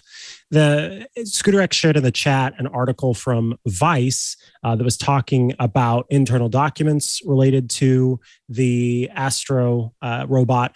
When you first buy it, you register and enroll your face and your voice so that Astro knows who you are and then it starts to learn about who else is supposed to be in the house so that it knows who isn't supposed to be in the house. The internal name for Astro is Vesta. So I'm about to read a quote here. Vesta slowly and intelligently patrols the home when unfamiliar persons are around, moving from scan point to scan point, the best location and pose in any given space to look around, looking and listening for unusual activity. One of the files reads, Vesta moves to a predetermined scan point and pose to scan any given room, looking past and over obstacles in its way. Vesta completes one complete patrol when it completes scanning all the scan points on the floor plan.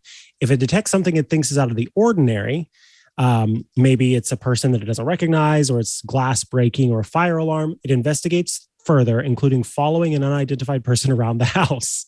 Can you imagine breaking into someone's house and that this robot is just following you around, kind of blinking at you?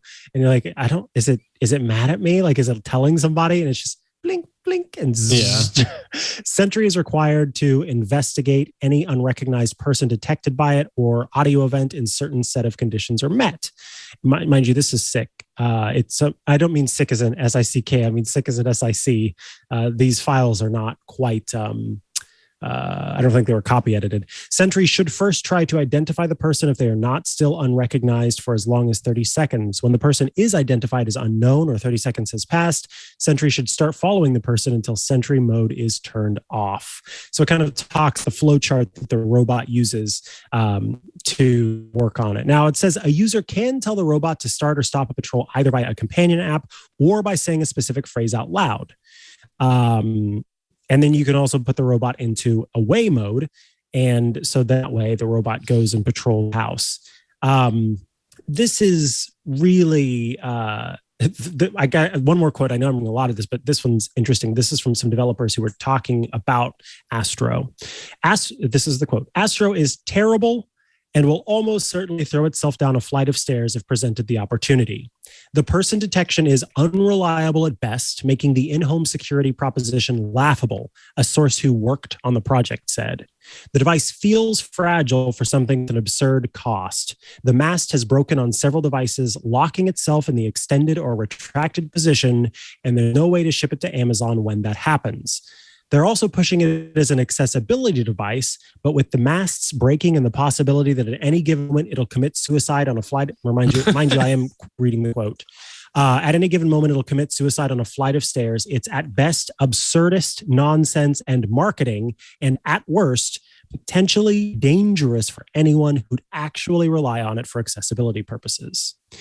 Well, that's a great point. I think they think it's not very good. Now, all that's to say that maybe at the time it was not good and it's gotten better. We don't know. But as people purchase this $999 device that is available by invitation only, perhaps they will learn more about this. But I think everybody should go read this Vice article. It's quite a long piece where you could learn a lot about how this device works.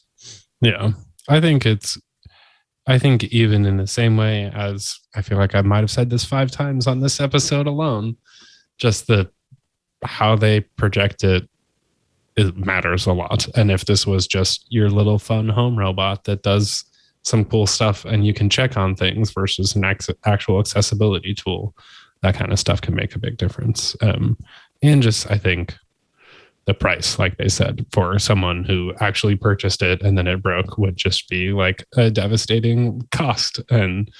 But I did like some of the other parts were just saying like, it actually feels like it's part of your home and it is like a little robot thing.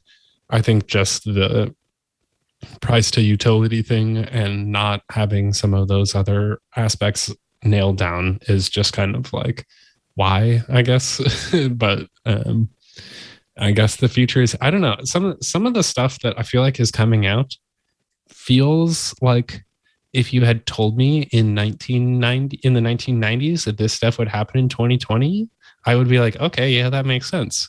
And now it's happening and it feels like, well, this is absurd, but like we're at that point already and it just is, we're like living through it. So it doesn't seem real, but there actually are like the degree of little smart home robots. If the stairs thing actually solved it, I feel like that would be a big, just don't run over the edge and stuff like that. Like Roomba figured. Yeah. I guess that happens with Roombas, but still. I've had stairs in almost every one of my homes and I've never had a smart robot go over the stairs. So yeah, you'd think they could get that figured out.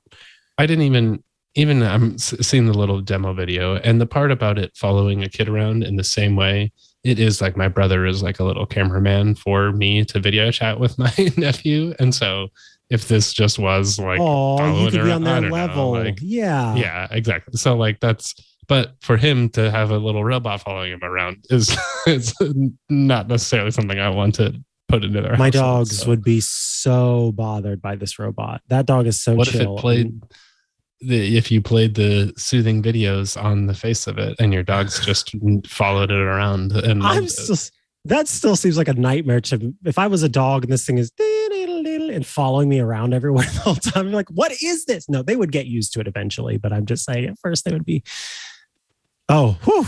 Okay, good. We're good. They're supposed to be there. Sorry, I'm watching it, and there was a person that the robot didn't know inside the house, and I was like, "Oh no, someone's broken in." Are they dancing? Too, robots? It's like, oh, I don't recognize you. I'm just gonna follow you around, but like they can't do anything. Like it can call something, and I guess you're like, oh, why is this robot chasing me? And like someone breaks in, or like they say it can tell you that the oven's on, but it can't turn it off. Like the other thing about this is that oh, is that a raccoon? Yes. Garbage cat got in the house. Oh,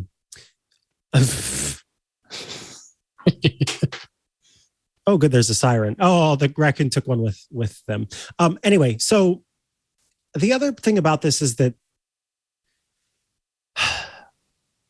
all of these products that are surveillance products are sold, although the video is cutesy wootsy and everything, they are not, people are not getting this because they're concerned about raccoons getting into their home or a friend who they haven't seen in a while who has a key to their house coming in. They're getting this because they are afraid of people breaking into their home and stealing things from them. But when you look at the statistics of how often that happens, that crime is not as common as these different companies would like you to believe. And so this patrol robot that is going around your home in that way may be an investment that is just not worth the cost. You are meant to be afraid, and that is like to buy this. They want you to be afraid that somebody's going to break into your home. And so everybody, like in the same way that a lot of this technology has democratized security for the home, it is also a little bit, there's a certain level of snake oiliness to it, because I don't know, snake oil with antioxidants is maybe the best way to put it, because there is, for some people, like it is actually helpful. So it's not just full on snake oil where the product doesn't work at all, but you are telling people that they have a good chance of having someone break into their home. And so because of that, you want to have this camera system set up, or you want to have this robot patrolling your home. And how many people are going to get these things? And that's never going to be the case. I think that this is a cool idea for maybe folks who have pets that are at home a lot and they aren't at home a lot. Seeing it from that perspective, or I guess kids, although I don't know if I want my kids being patrolled by a robot, that's also kind of creepy. Anyway, in that way, that is what bugs me about this stuff, is that most of the time it is a fearful purchase that these are made. And I think about, there was a class I took in college. It was a media class. And one of the things that we talked about in that media class, if you haven't heard of this topic, it's called Mean World Syndrome. Totally. And you should absolutely look it up. And so I'm going to just read from this Wikipedia article, which is quoting Gerbner, from 1980, The Mainstreaming of America, Violence Profile Number 11, which was published in the Journal of Communication. Mean World Syndrome is a hypothesized cognitive bias wherein people may perceive the world to be more dangerous than it actually is due to long-term moderate to heavy exposure to violence-related content on mass media. Now, to be clear, this is not about video game violence in video games makes people think that the world is worse than it is. This is like particularly news. Yes. There are things happening all over the world that do affect people, but not happening in your neighborhood, in your area surrounding you. And so these things feel like they're happening all the time, where before we had mass media, you didn't hear that every day. You didn't hear about it all the time. That thing didn't happen all the time. And oftentimes crime rates were higher then.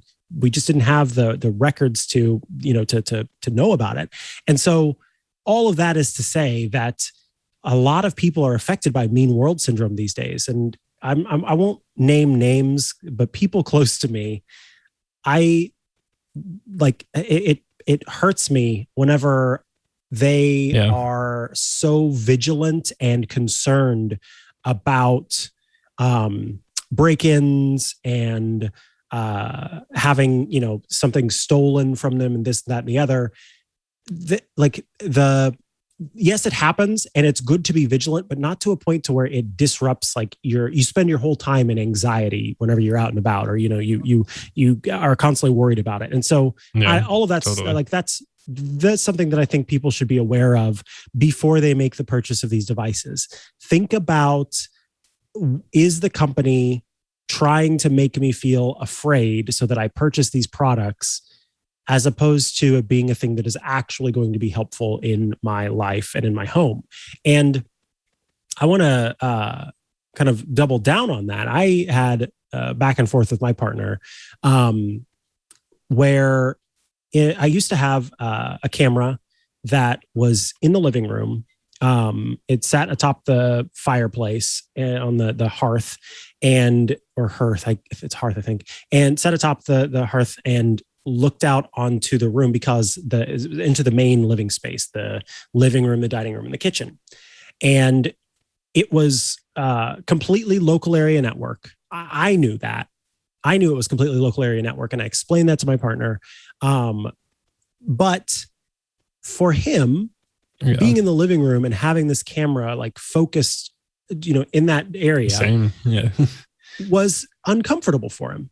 And for the longest time, but I just feel like it should be there because whenever we leave the house, we can, check in on the dogs or blah, blah, blah, blah. Or if someone was to come into the house, then we would know, et cetera, et cetera.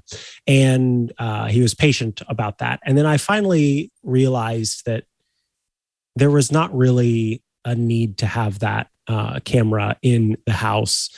Inside the house, we do have a camera, facing outdoors. That's how I captured the video of that person stealing the water bottle off of my porch. But it was just kind of a realization that wasn't something that was necessary. And if it led to more comfort for both of us in the home, then that's obviously the thing to do. And so if we leave for a longer period of time, I've got a camera that I can plug in real quick just to check in on the dogs if need be. But outside of that, don't really do that. And so, that's one of the things. There were a lot of security cameras and microphones and speakers and whatnot announced today or on Tuesday at this Amazon event, and other companies are always making them. And I've got a bunch of different security camera companies that I've reviewed in the past, and it's just be mindful. I hope you will be mindful of your need for them or lack of a need for them, and that you will not be tricked, is all I'm saying, into getting things that don't improve upon your life. Exactly, especially when the scale gets to this degree. But I think I do think that's probably true about just the Ring ecosystem sort of replacing what used to be just like I don't even know the brand. They had the blue, I can't even remember now because Ring so perfectly copied theirs. ADT? But just like, yeah, exactly. Just like the guy breaking into your window, those commercials and all that. So I agree that if you're coming from that place, even just like sleeping on it and like letting your body's nervous system get out of that fear response and then use your actual logic could help. But I mean, not that it's illogical to get it, but it is just like, it's worth noting when that stuff is happening. And like you said, the mean world syndrome, that was like one of the worst parts about getting our car broken into a couple of years ago, was just like, it like steals your innocence that you just trust people. And like literally we were in the middle of Utah in a town of like 400 people, and we're like, someone's going to break into our car. And it was like, no, that's not going to happen. And it's going to take me years to get over that. So it's like the same kind of thing. it's worse when it's a company doing that to make profit off of you too. So exactly. Yeah. I agree. I agree wholeheartedly with all of that. All right, folks, we've reached just about the end of this episode. We've got some quick picks of the week. Matthew Casanelli, tell me about your pick of the week. I saw yours, and so I went with the similar theme. And it's just a simple iPad stand. Mine's for the iPad. I picked it for the iPad mini, but it also does work with all 3 size iPads, or I guess 4. I don't even know how many there are now, but the mini, 11-inch, and the 12.9 all work fine as just a way to kind of prop it up. And it's a couple inches off the ground. Lamicall. It's only $18. So just a simple iPad stand to kind of throw it. And I like to set my iPad mini in it vertically, so it feels like my little Kindle stand. What's your pick? My pick of the week is one from Satachi. This is the Satachi aluminum stand hub for iPad Pro. So this is not only an aluminum stand, but what's cool about it, let me pull it out of the package here, is that it features some ports on it. So it comes in this little nice rectangle here, and you flip up the top. Wait. There we go. You flip up the top, and you can then turn it over, and you drop your iPad into the top spot here. Let me just take an iPad I've got hanging out here. And so then it sits in the nice little stand. And then on the bottom of sorry, I'm doing a lot here. On the bottom of the hub, there's a cable. And so I just take out that cable, USB-C, and I can plug it into the side of the iPad. And now suddenly I've got access to an HDMI port so that I could connect it to a display if I wanted to, USB-A port, USB-C port, audio out. I think it's audio out and in, but I'm not sure. Or just auxiliary port, essentially. Yeah. And then two card ports, one for micro SD, and one for standard SD, so that you can pop in your photos. So it does. The USB-C port is for charging, so you can plug that in and charge your iPad. The USB-A is a 3.0 port. It's 4K HDMI output with the HDMI port. The audio jack port is standard, and then card slots for SD and micro SD.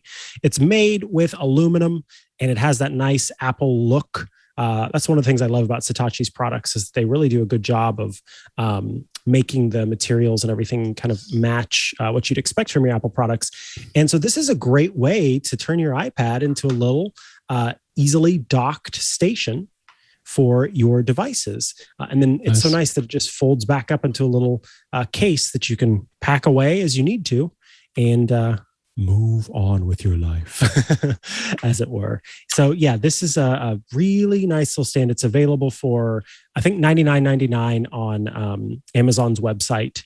And you can grab that. It's got grippy feet on the bottom of it too, so that the iPad is held quite nicely. You put a keyboard in front of this thing, and you've got a little computer stand practically for your iPad. Looks like a good sidecar to stand.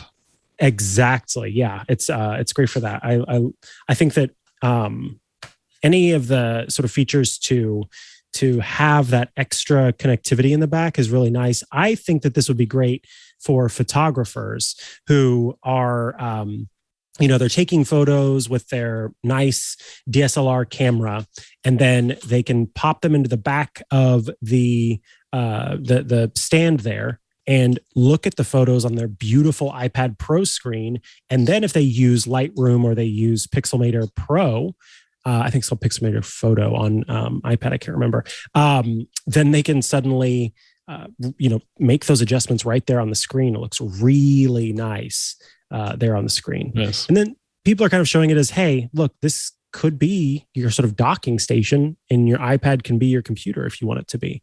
So yes, there are multiple options there, but I think it's a really well-designed, well-packaged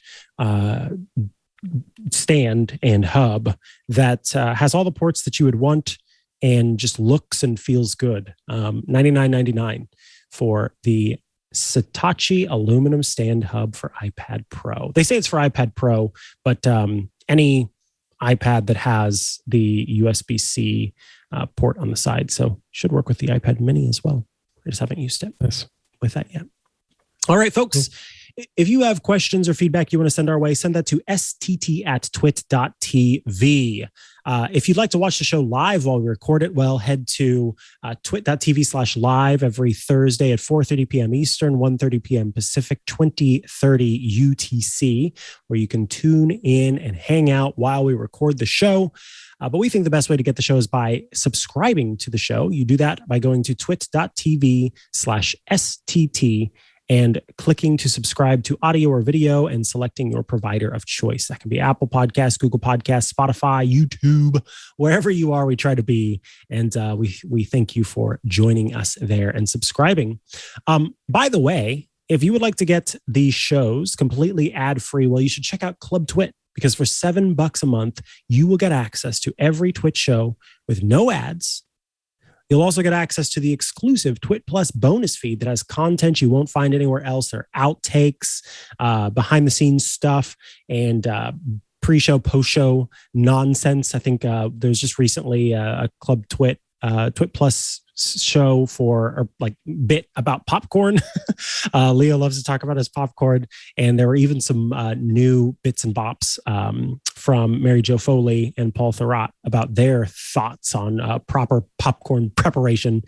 And then my favorite thing, which is access to the Discord server, where you can hang out with Twit hosts, producers, and your fellow Club Twit members and chat and have fun as the show carries on, and even whenever we're not on air. I should also mention that that, which is $7 a month at twit.tv/clubtwit, is one way to become a supporter of the show. But another way, if you just want to support a specific show directly, our audio feeds are now available in Apple Podcasts as a subscription option. For $2.99 a month, you can get a specific show ad-free, and that will you just hop into Apple Podcasts, you search up Smart Tech Today, you click on or tap on the audio stream, and then you can subscribe for $2.99, and suddenly your audio stream will become an ad-free version that you'll have access to. So yes, people had said, hey, we wanted to support certain shows directly, don't necessarily want to spend the $7, don't want to get all those other bonus features, we just would like to have this specific show to support. So that's the way to do it. Head over to Apple Podcasts and do that subscription. You can do both also if you really want to support the show. Yeah. If you'd like to support us directly and the network as a whole, hey, we'd love that. What is that? That's $10 total. That's not bad.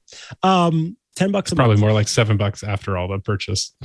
All the payments exactly. and whatnot, but still. Exactly. Yeah. If people want to follow you online and check out all the great work that you're doing, where do they go to do that, Matthew? You should follow me on Twitter at Matt Casanelli, because it's not long enough to fit my full name. What about you? You can find me on Twitter at Micah Sargent. That is my full name, I promise. Or head to chihuahua.coffee, CHIHUA.coffee, where I've got links to the places I'm most active online. Thank you for tuning in to this week's episode of Smart Tech Today. Good night, Astro, my new robot friend. So you got yourself the brand new latest and greatest iPhone or Samsung smartphone because you heard about all of the beautiful photography those things can create, but for some reason you're just not quite getting it done when you try to make your photos. Or you got yourself a brand new camera because you were interested in getting started in photography, but your little new inexpensive camera still isn't quite cutting it.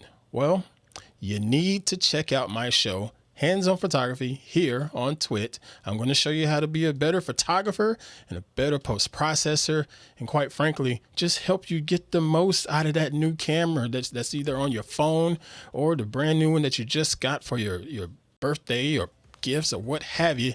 And it's going to be a lot of fun. So head on over to twit.tv/hop.